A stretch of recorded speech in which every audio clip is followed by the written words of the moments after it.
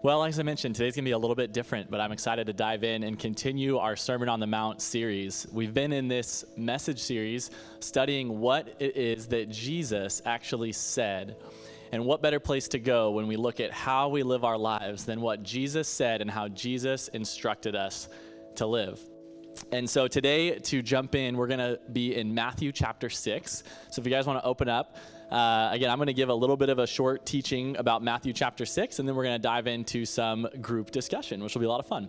So Matthew chapter 6, verse 1. Today, we're going to talk about that desire we all have to be recognized and how we sort of really like that recognition. And specifically in the context of chapter 6 and verses 1 through 4, Jesus is going to talk about giving and our generosity and supporting those in need and how we do that, why we do that, and the heart behind that.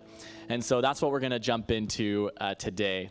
So again, Matthew chapter 6, verses 1 through 4. Let's read that together. It says, "Be careful not to practice your righteousness in front of others to be seen by them. If you do, you will have no reward from your Father in heaven. So when you give to the needy, do not announce it with trumpets as the hypocrites do in the synagogues and on the streets to be honored by others. Truly, I tell you, they have received their reward in full. But when you give to the needy, do not let your left hand know what your right hand is doing, so that your giving may be in secret. Then your Father, who sees what is done in secret, will reward you." Now, similar to what Clay said last week, and what we see with a lot of Jesus' teachings of how we live our lives, this is somewhat of a simple concept, but simple does not always mean easy. And so as Jesus is talking about giving to the needy and giving in a way that is done in secret and is not about recognition for yourself, this is sometimes very challenging for us, very hard to put into practice. Our natural inclination is that we want to be recognized. We have a need for validation, and this validation should come from God. It's designed to come from God, but we often seek validation and seek this from other people. And that's what Jesus is warning us about here. Now, for a little bit of context, in the first century, there weren't as many organized ways for people in need to get support. Now we have a lot of government agencies and nonprofits and kind of formal structures around supporting those who are in need. But in that time, it was the communities and the families and the people who would really care for those who were in need and those that needed help. And so it was very common, or it was tempting, to celebrate and recognize those, and for those who wanted to be celebrated and recognized, to make it very well known what they were doing to support those who were in need. And I think we can all kind of picture that person that is doing that nice thing, but really it's more about them than about the nice thing they're doing. I think we've all probably run into that, and if we're honest with ourselves, there's probably been some of that in our own hearts from time to time. And that's what Jesus is really getting at here as he talks to us about our heart and our motivation. Throughout the Sermon on the Mount, that has been what he is addressing, is our core motivation and the heart behind what we do, not doing it for recognition. Are we giving, in this context, talking financially, supporting those in need? Are we giving out of our desire from God, out of our desire to steward what he's given to us and to be generous? Or are we giving so that others might recognize us as, oh, that person, he's so good, he's so righteous? And do we find that validation in others' opinions of us when we give, or when we are generous? So a couple of quick points I want to make today before we dive into some group discussion. First, let's remember to glorify God and not the giver. And I think so much of this comes back to our understanding of where our resources even come from. Is it our hard-earned money? Is it our hard work that gets there? Well, sure, we play a part, but recognizing that all gifts are from God, all we have is from God, and we are merely stewards of those things. Giving God the glory, not the giver. God is the one who blesses. He's the one who gives us what we have. And I think there's a lot of context we could talk about this, but we're in church, and as somebody who has a financial background and my kind of regular role here is the administrative or executive pastor, I think it's important to talk about how does the church handle money. You may have different experiences in different churches or different nonprofits, and I think this is something that you should care about as you participate in a church. How are they handling it? Because honestly, the reality is that we would not be here today if it wasn't for the generosity of all of you and all those who have been here before. Many generous gifts that allow the church to do ministry, to be here in downtown, to do some of the programs we do, some of the outreach we do, to rent this space. All of those things are things that help our ministry. But some things that the church is never going to do is the church is never going to publish a list of top benefactors of Garden Church, like you might see with some other nonprofits as they promote who are the top givers or the top sponsors or donors. That's just not how we operate, and that's because that's not how Jesus wants us to operate. In fact, we do have systems that keep track of giving. We send out the year-end tax statement so that people can deduct their giving and do all of those things. But none of the church's leadership, myself included, looks at the giving on an individual basis. And that's very important to us because we never want there to be even a slight temptation that someone might receive different treatment or different love and care from the church because of what they give financially. And we can be so tempted to do that, to value that, to cherish and idolize money over other things.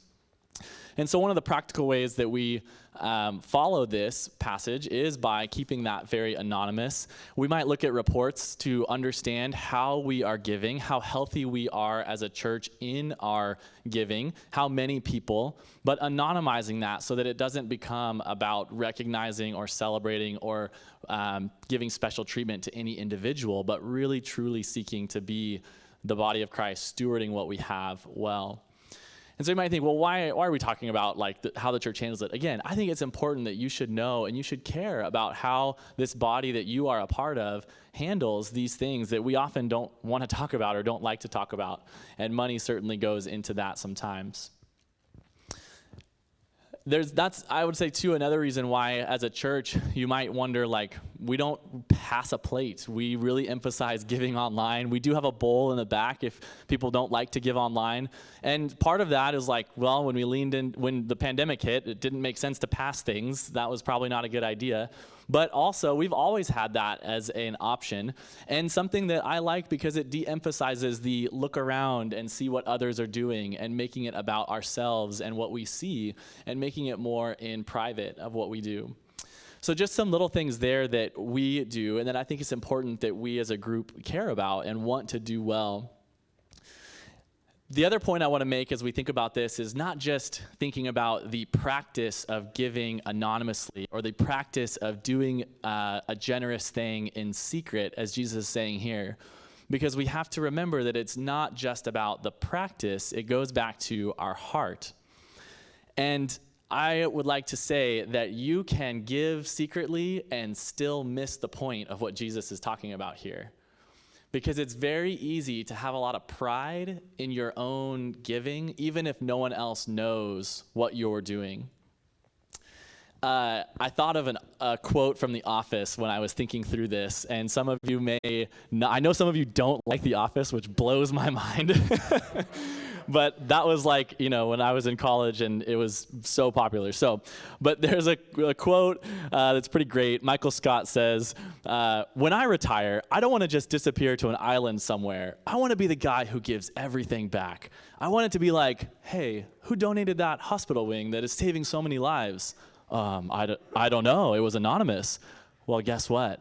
That was Michael Scott. But it was anonymous. How do you know? Because I'm him.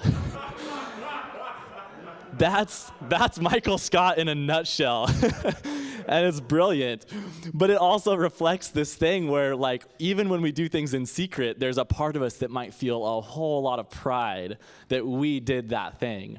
I gave to that church. I gave to that person. I gave my time, my money, and I'm pretty great for doing that. Well, that is missing the point of what Jesus is talking about here. Jesus is addressing our heart.